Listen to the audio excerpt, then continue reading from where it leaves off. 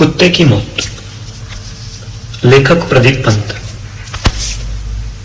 कहानियों का क्रम कुछ इस प्रकार है। कुत्ते की मौत, अनुत्तरित सच, किंग मेकर, अभिनेता, बदलना, 20-22 का जवान, खनिकती हुई हंसी, महानगर, गिरोह, एक पड़ाव और, इतने वर्षों तक कहां थे। पहली कहानी, कुत्ते की मौत। सहसा घंटी बजी, इतनी तेज कि मिसेस जोशी का सिर झंझना उठा। मिस्टर जोशी ऑफिस जा चुके थे और वह काम की थकान मिटाने के लिए पलंग पर लेटी थी कि तभी वह हड़बड़ा कर उठी।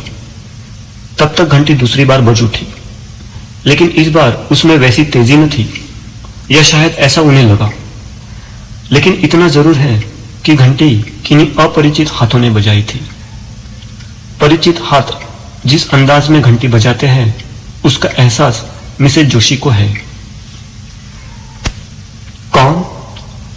मिसेस जोशी ने अंदर से ही कहा और यकवायक दरवाजा नहीं खोला। मैं हूं, उधर से उत्तर मिला। अपरिचित किंतु कम उम्र मासूम सी आवाज। नाम क्या है? खोलिए तो, तभी तो बताऊंगी। मिसेस जोशी ने बाई हथेली ऊपर ले जा सटकिनी हिलाई और दरवाजा खोल दिया। सामने जो लड़की खड़ी थी, काली लेकिन मुस्कुराती हुई, लगभग 10 साल की। उसने नाम बताया अपना। लक्ष्मी हूं मैं, कमला की छोटी बहन। कमला? मिसेस जोशी की नौकरानी, जिसका नाम ले लेकर वह अभी कुछ देर पहले तक कोस रही थी, आजकल फिर देर से आने लगी है। कौन? मिस्टर जोशी ने पूछा था। यही कमला, और भला कौन? खींचते हुए मिसेस जोशी ने कहा था।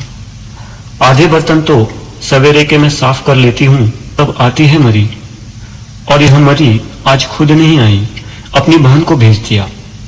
मन ही मन सोचा मिसेस जोशी ने।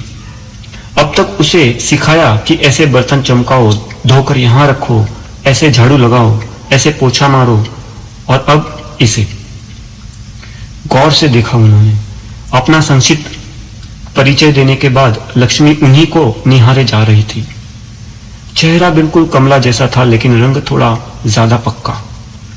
एक बार मन से इच्छा जागी पूछने की कि कहां मर गई वह, लेकिन फिर इस सवाल को जज्ब कर पूछ डाला, तो आज तू काम करेगी?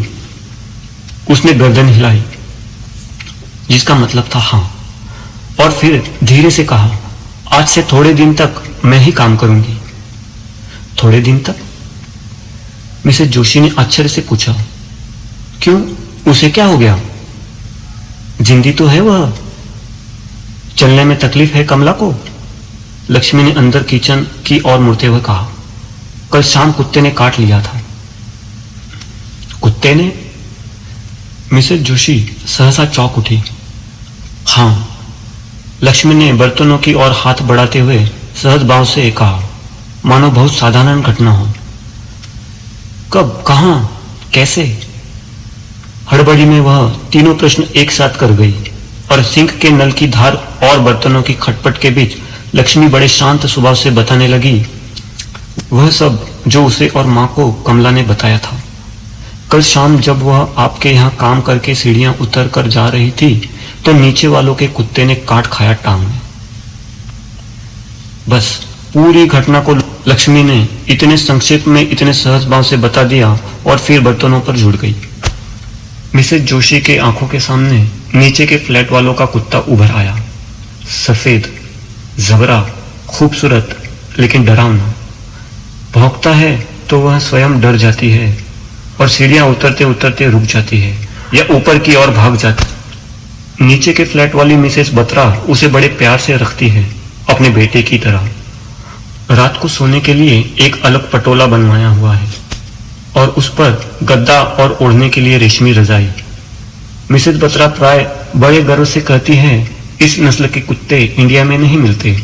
बाहर से इन्होंने अपने एक दोस्त से मंगवाया था। सचमुच दूर बहुत दूर से आया था उनका कुत्ता नीलोफर। और यह लक्ष्मी भी तो बहुत दूर से आई है। पूर्वी उत्तर प्रदेश के किसी धूली दूसरित गांव से कमला और अपनी मां और 35-40 की उम्र में ही बुढ़ा गए अपने बाप के साथ। बाप जो पिछले 10 साल में भी इस दिल्ली शहर में सिर ढकने के लिए ठीक से एक झोपड़ी का जुगाड़ नहीं कर सका। जहां जिस ठेकेदार के साथ नई इमारत बनाने के काम में लगता है, वही चंद महीनों के लिए झोपड़ी बन जाती है और फिर इमारत बनती है और झोपड़ी टूटती है। और इमारत में लोग कारों में लदकर बच्चों, बिल्ली, खरगोश या कुत्तों के साथ आते हैं और ये झोपड़ी वाले जाते नहीं, निकाले जाते हैं। लक्ष्मी का बाप भी निकाला जाता है और फिर जिस नई जगह में जाता है, वही आसपास की कोठियों और फ्लैटों में उसकी बीवी और बच्चे बर्तन मांजने और झाड़ू बुहारी करने में जुट जाते हैं। लक्ष्मी भी काम में जुट गई थी और मिसेज जोशी पूछ रही थी, कमला को कहीं किसी डॉक्टर के पास दिखाया? नहीं, बस ऐसे ही पट्टी बांध दी थी। थोड़ा सा ही खून आ रहा था। डॉक्टर इतने से खून को रोकने के ढेर सारे पैसे लेते। इतने पैसे कहाँ है हमारे पास? लक्ष्मी ने बड़े भोलेपन से जवाब दिया। मिसेज जोशी की समझ में नहीं आया कि उससे क्या कहे, कैसे उसे बताए कि कुत्ते के काटे का इंसान कभी कभी मर भी जाता है, पागल तो अक्सर ही हो जाता है, कि 1-2 नहीं 14 इंजेक्शन भी लगाने पड़ जाते हैं। मिसेज जोशी ने कुछ नहीं कहा और चुपचाप उसके बगल में विम लाकर रख दिया। फिर पूछा, बर्तन ठीक से तो मांजोगी ना? अभी देख लीजिएगा कैसे चमकाती हूं, लक्ष्मी ने इठलाते हुए कहा। और सचमुच बर्तन चमक उठे, कुछ विज्ञापन में छपे चमकते बर्तनों जैसे। मिसेज जोशी का कमला के प्रति सहानुभूतिपूर्ण हृदय सहसा लालची सा हो गया। उनका मन हुआ यह लक्ष्मी रोज ही आया करे तो अच्छा हो। बर्तन मांजकर करीने से सजाकर लक्ष्मी ने अपने नन्हे से हाथों को फ्रॉक से पोंछा और झाड़ू लेकर फ्लैट में एक कमरे की सफाई करने लगी। मिसेज जोशी को कहने की उतनी जरूरत नहीं पड़ी जितना वह कमला से कहती थी। फ्लैट के एक कोने से परिचित अभ्यस्त नौकरानी की तरह लक्ष्मी कमरों को साफ करती जा रही थी और बीच बीच में फ्रॉक से अपनी नाक पोंछती जा रही थी। ऐसा करते समय वह इस बात का पूरा ध्यान रखती थी कि मिसेज जोशी की नजर न पड़े। झाड़ू लगा चुकने के बाद अब उसने फिनाइल डाले हुए पानी से पोछा लगाया और इठलाती हुई जाने लगी। मिसेज जोशी दरवाजा बंद करने आई तो लक्ष्मी ठिठक कर खड़ी हो गई और अपनी गोल गोल आंखों को नचाते हुए बोली, बीबी जी कैसा काम करती हूं मैं? मिसेज जोशी ने उत्तर देने के लिए जुबान खोलनी चाहिए, लेकिन उत्तर भी लक्ष्मी ने स्वयं ही दे दिया। करती हूं ना कमला से अच्छा काम? मिसेज जोशी मुस्कुरा दी। वह समझ नहीं पाई कि यह कमला से उसकी प्रतिबंधिता है या ईर्ष्या। उन्होंने सिटकनी बंद की और कुछ ही देर में डाइनिंग टेबल पर प्लेट प्यालों में भोजन खाने रखने में जुट गई और खाते खाते सोचने लगी कि अगले दिन कमरे साफ करते समय खिड़कियों के ग्रिल्स भी साफ करवा लूंगी। मुंह शायद न बनाएगी तो एक चवन्नी दे दूंगी। और हाँ, कपड़े भी धुलवाने हैं, पता नहीं कैसे धोती होगी। फिर अपने से ही कहा, बर्तन अच्छे धोती है, झाड़ू अच्छा लगाती है, पोछा अच्छा मारती है, तो कपड़े भी अच्छे ही धोती होगी। खाना खाकर जूठे बर्तन उन्होंने सिंक में पटके और बचा हुआ खाना फ्रिज में ठूस दिया। पानी की खाली बोतलें आलस में टेबल पर ही पड़ी रही और मिसेज जोशी पलंग पर जाकर पसरी। यही उनका नित्यक्रम है। इसी नित्यक्रम को पूरा करने में आधा दिन बीत गया। रोज की ही तरह दोपहर बाद नींद तब खुली जब एक बार घंटी फिर बजी, बड़ी तेज और तीखी। कौन के उत्तर में बाहर से सुनाई दी वही परिचित मासूम आवाज, मैं हूं बीबी जी। लक्ष्मी दूसरी बार बर्तन धोने आई थी। दरवाजा खुलते ही मुस्कुराती हुई वह सीधे सिंक की ओर लपक ली। इस बार मिसेज जोशी ने कुछ नहीं पूछा उससे। कमला के बारे में तो कुछ भी नहीं, पूछने की जरूरत भी नहीं थी। वह अपनी झुग्गी से नहीं आ रही थी, बल्कि आ रही थी बाकी घरों को निपटाकर, कुछ का दोनों वक्त का काम पूरा करके और कुछ का सिर्फ एक वक्त का। बर्तन साफ होने के और सिंक का नल चलने तक मिसेज जोशी नींद टूटने के बाद की थकान मिटाने के लिए पलंग पर फिर जाकर पड़ गई और लक्ष्मी जब काम पूरा करके जाने लगी तो उन्होंने मुस्कुराते हुए चंद बासी रोटियां उसे पकड़ा दी। एक टुकड़ा आम के अचार के साथ। लक्ष्मी के होठों पर मुस्कान फैल गई। उसे लगा कि यह उसकी उपलब्धि है। जो पहले ही दिन बीबी जी उससे खुश हो गई, अब तो सचमुच कमला का पत्ता साफ, सचमुच कमला का पत्ता साफ। क्योंकि अगले दिन मिसेज जोशी ने लक्ष्मी से ग्रिल्स साफ करने को कहा तो वह सहर्ष राजी हो गई। चेहरे पर कोई शिकन नहीं, कोई बहाना नहीं कि शाम को कर दूंगी या कुछ आज कर दूंगी और कुछ कल। लक्ष्मी की इस सहर्ष सहमति से मिसेज जोशी के मन से कमला के प्रति संवेदना जाने कहां गायब हो गई। उन्होंने कमला के बारे में लक्ष्मी से कुछ भी नहीं पूछा। लक्ष्मी की मुख मुद्रा ने कुछ जताया भी नहीं। बर्तन धोने के बाद लक्ष्मी जब ग्रिल्स साफ कर रही थी तो पास ही खड़ी मिसेज को लग रहा था कि आज मिस्टर जोशी अवश्य शाम को उन्हें घुमाने ले जाएंगे। वह कई दिनों से कह रहे थे कि ग्रिल्स बहुत गंदे हो गए हैं। मिसेज जोशी हर रोज ग्रिल्स की सफाई को कल पर टाल देती थी। आज आखिर बिना स्वयं मेहनत किए यह काम उन्होंने संपन्न करा ही लिया।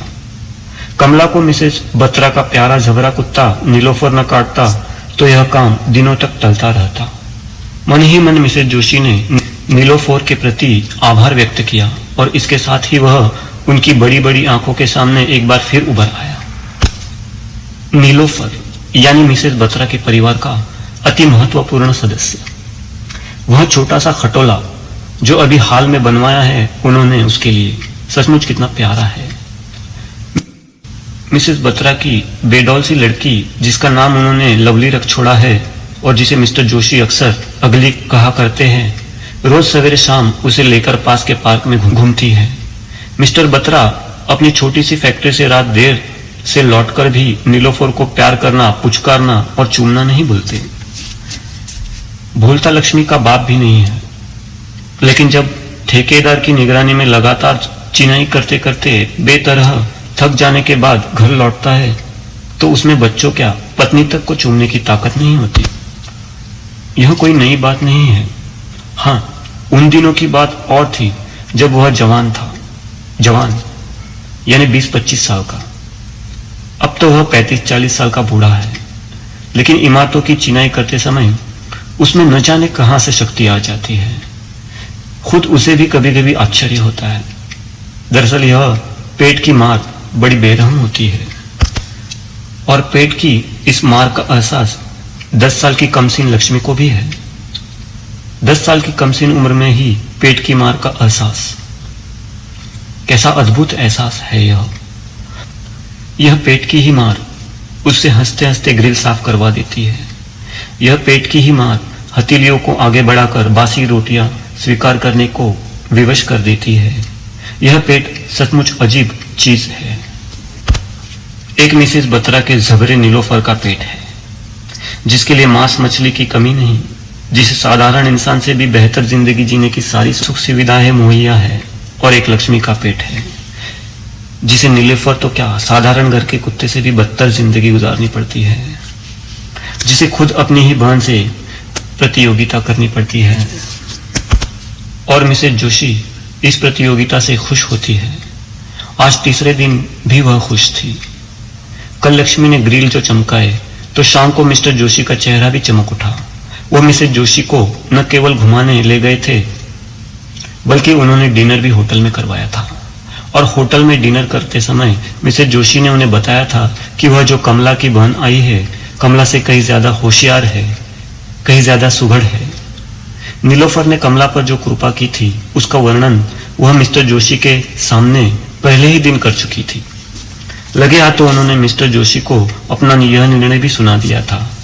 अब कमला से कहेंगे कि वह कोई और घर पकड़ ले, हमारे यहाँ लक्ष्मी ही ठीक है। ठीक है, मिस्टर जोशी ने सहमति प्रकट की थी और वह डिनर लेने में मशगूल हो गए थे। और चूंकि उस रात घर पर भोजन नहीं बना था, इसीलिए अगले दिन लक्ष्मी के चेहरे पर खुशी झलक उठी थी। मिसेज जोशी उसके चेहरे के इस भाव को ताड़ गई थी और फिर कुछ रुककर बोली थी, लक्ष्मी देख, आज बर्तन बहुत कम है, तू थोड़े से कपड़े धो देना। लक्ष्मी ने सहमति में सिर हिलाया था और फिर धीरे से पूछा था, अब आप मुझे निकालोगी तो नहीं? नहीं, मिसेज जोशी का संक्षिप्त उत्तर था, कभी नहीं। कमला आ जाएगी तब भी नहीं। नहीं। और लक्ष्मी दुगने उत्साह से बर्तन साफ करने में जुट गई थी। इसके बाद झाड़ू पोछा करते समय भी उसके चेहरे पर वह उत्साह बना रहा। कपड़े धोते समय भी वह उत्साह में कोई फिल्मी गीत गाती रही। मिसेज जोशी भी लक्ष्मी से अधिक प्रसन्न थी। प्रसन्न उस समय भी थी मिसेज जोशी जब वह दोपहर के बर्तन साफ करने दोबारा उनके यहाँ आई। जिस समय लक्ष्मी ने कॉल बेल बजाई, मिसेज जोशी नीलोफर के ख्यालों में खोई हुई थी। उनका मन चाह रहा था कि जाकर मिसेज बत्रा की तरह वह भी नीलोफर को चूम ले। नीलोफर जब गुर्राता है तो मिसेज बत्रा अक्सर उसकी वफादारी की चर्चा करती है। वह अक्सर कहती है, ये कई बार फैक्ट्री के काम से बाहर चले जाते हैं, लेकिन हम लोगों को कोई डर नहीं लगता। नीलोफर हर वक्त कान चौकन्ने किए रहता है, जरा सा खटका हुआ नहीं कि दरवाजे की तरफ दौड़ पड़ता है। मिसेज जोशी हाँ में हाँ मिलाती है। इस समय उनका मन हो रहा था कि जाकर मिसेज बत्रा से कहे, आप ठीक बता रही थी इस नीलू के बारे में। जरूर कमला आपके घर में घुस रही होगी। हमारी भी दो एक चीजें गायब हो चुकी है। खैर चलिए, अच्छा हुआ अब तो यह लक्ष्मी। और उसी समय लक्ष्मी ने कॉल बेल बजा दी। मिसेज जोशी नीलोफर के ख्यालों की दुनिया से लौट आई और दरवाजा खुलने पर लक्ष्मी सिंक में बर्तनों से जूझने लगी। मिसेज जोशी कुछ देर तक रसोई में इस या उस काम के बहाने उसे देखती रही। उसके फुर्ती से चलते हाथों को निहारती रही और फिर ड्राइंग रूम में लंबे सोफे पर एक तकिए के सहारे लेटकर कोई पत्रिका पढ़ने लगी और तब तक पढ़ती रही जब तक कि वह काम पूरा करके चली नहीं गई। मिस्टर जोशी ऑफिस गए ही थे। मिसेज जोशी ने दरवाजा अभी बंद किया ही था। वह सवेरे की थकान दूर करने के लिए अभी लेटी ही थी कि तभी घंटी बज उठी। वही पहले दिन की तरह तेज, इतनी तेज कि मिसेज जोशी का सिर झंझना उठा। वह हड़बड़ाकर उठी कि तब तक दूसरी बार घंटी बज उठी। इस बार और भी तेज नहीं, तीखी और देर तक। कौन है? मिसेज जोशी ने झल्लाते हुए कहा। मैं हूं, लक्ष्मी। और दरवाजा खुलने पर लक्ष्मी सामने खड़ी थी, उसी मैली सी फ्रॉक में जिसमें मिसेज जोशी ने अक्सर कमला को देखा है। कमला की फ्रॉक में लक्ष्मी मुस्कुरा रही थी और मिसेज जोशी कह रही थी, इतनी जोर से क्यों बजाती है घंटी? अब लक्ष्मी क्या बताती कि उसे कभी कभी कॉल बेल जोर से बजाने में मजा आता है। लक्ष्मी ने नहीं बताया। अपने आप से तो उसने और भी कुछ नहीं बताया, पर मिसेज जोशी ने ही पूछ लिया, कमला के पांव का क्या हाल है अब? लक्ष्मी ने पलके उठाकर होठों पर दुगनी मुस्कान ला उनकी ओर देखा और फिर बड़ी लापरवाही से कहा, अब कभी नहीं आएगी वह। सहसा मिसेज जोशी को खटका हुआ, पर लक्ष्मी ने जो कुछ कहा था सचमुच बड़ी लापरवाही से कहा था। मिसेज जोशी पूछे बिना नहीं रह सकी, क्यों नहीं आएगी वह? मैं काम ठीक नहीं करती क्या? उत्तर में लक्ष्मी ने प्रश्न ही कर डाला। करती तो है ठीक, तू ही करेगी काम यहां, पर कमला अब कहीं काम पर नहीं जाएगी। सिंक के ठीक ऊपर लगा नल खोलते हुए लक्ष्मी ने कहा। लेकिन क्यों? वह चली गई। लक्ष्मी ने पहला बर्तन धोया। कहां चली गई? मिसेज जोशी लगातार प्रश्न पूछती जा रही थी। ऊपर। फिर उसी लापरवाही से कहा लक्ष्मी ने दूसरा बर्तन धोते हुए। ऊपर कहां? मिसेज जोशी से रहा नहीं गया। वह मर गई, सहसा लक्ष्मी ने कहा, बड़ी मासूमियत से। लेकिन मिसेज जोशी को लगा मानो कांच का गिलास लक्ष्मी के हाथों से सहसा गिरकर झन्न की आवाज के साथ टूटकर बिखर गया हो। मिसेज जोशी को जैसे विश्वास नहीं हुआ। उन्होंने लपक कर नल बंद कर दिया और पूछा, क्या सच कह रही है? वह मर गई? हाँ, वह मर गई। रात उसके पांव में बहुत दर्द हुआ, फिर वह चीखने लगी और फिर मर गई। उसी मासूमियत से कहते हुए उसने नल को फिर खोल दिया। पानी की धारा फिर बहने लगी। लक्ष्मी कहने लगी, अब सब घरों में मैं ही काम करूंगी, कमला की जगह। सब कहते हैं कि मैं उससे ज्यादा बर्तन चमकाती हूं। मिसेज जोशी कुछ नहीं सुन सकी, बस जाकर अपने पलंग पर औंधे मुंह गिर पड़ी। लक्ष्मी कहे जा रही थी, अब वह बच भी जाती तो भी उसे कोई न रखता। सब कहते मैं ज्यादा अच्छा काम करती हूं। औंधी पड़ी मिसेज जोशी को लग रहा था कि नीलोफर उन्हें भी काटने आ रहा है। उन्होंने एक झटके से दोनों टांगे ऊपर की ओर समेट ली, लेकिन उन्हें लगा अब वह उनके हाथों की ओर लपक रहा है और अब उनका मुंह नोचने को आ रहा है। उन्होंने दोनों हथौलियों से कसकर मुंह दबा लिया। अब उनके कानों में नीलोफर के भौंकने का शोर होने लगा। उन्होंने दोनों हथौलियों को मुंह से हटाकर कानों पर लगा लिया और जैसे ही लगाया उन्होंने देखा सामने कोई नहीं है, कोई भी नहीं। सिर्फ किचन से लक्ष्मी के गुनगुनाते हुए बर्तन धोने की आवाज आ रही थी। मिसेज जोशी एक झटके से उठी और चप्पल पांव में डाल दरवाजे से बाहर निकल बड़ी तेजी से सीढ़ियां उतर के मिसेज बत्रा के घर के दरवाजे पर पहुंच गई। हर वक्त बंद रहने वाला मिसेज बत्रा के फ्लैट के दोनों दरवाजे खुले हुए थे। वह सीधे अंदर गई कमला के बारे में उन्हें बताने, लेकिन वह कुछ बताती कि सहसा रुक गई। ड्राइंग रूम में एक सोफे पर बैठी हुई मिसेज बत्रा आंसू बहा रही थी। सामने दूसरे सोफे पर उदास चेहरा लिए लवली बैठी थी और चारों ओर एक अजीब सी मनहूसियत छाई हुई थी। मिसेज जोशी को सामने देख मिसेज बत्रा उठकर उनसे लिपट गई और फफक कर रो पड़ी। क्या हुआ मिसेज बत्रा, आप रो क्यों रही है? मिसेज जोशी ने उन्हें संभालते हुए पूछा। नीलोफर नहीं रहा, मेरा प्यारा नीलू, कहकर उनकी रुलाई और जोरों से फूट पड़ी। फिर कुछ क्षण बाद जब रुलाई पर उन्होंने कुछ काबू पाया तो बताने लगी कि कल रात कुछ ज्यादा ही भौंक रहा था और आज सवेरे एकाएक मर गया। फिर वह मिसेज जोशी को एक एक कर उसकी चीजें दिखाने लगी। यह देखिए, उसकी रेशमी रजाई इसी सीजन में बनवाई थी। यह गद्दा 2 महीने पहले सिलवाया था। यह खटोला अभी हाल में टूट गया था तो कारपेंटर को घर पर बुलवाकर ठीक करवाया था। बेचारा हमें छोड़कर ऐसे समय में गया जब मिस्टर बत्रा भी यहां नहीं है। क्या सोचेंगे वह लौटकर, कहते कहते रोने लगी। कमला की मौत की खबर उन्हें बताए बिना ही मिसेज जोशी सीढ़ियां चढ़ती हुई ऊपर लौट आई। ड्राइंग रूम में लक्ष्मी हाथों में झाड़ू लिए कमला के फ्रॉक से आंख पोंछ रही थी। मिसेज जोशी को सहसा सामने देख उसने तुरंत फ्रॉक नीचे कर लिया, मानो चोरी करते पकड़ी गई हो, और कोई फिल्मी गाना गुनगुनाते हुए पूरे उत्साह से झाड़ू लगाने में जुट गई। दोस्तों, इस पुस्तक की अगली कहानी है अनुत्तरित सच, जो हम अगले भाग में पढ़ेंगे। जरूर सुनिएगा। धन्यवाद।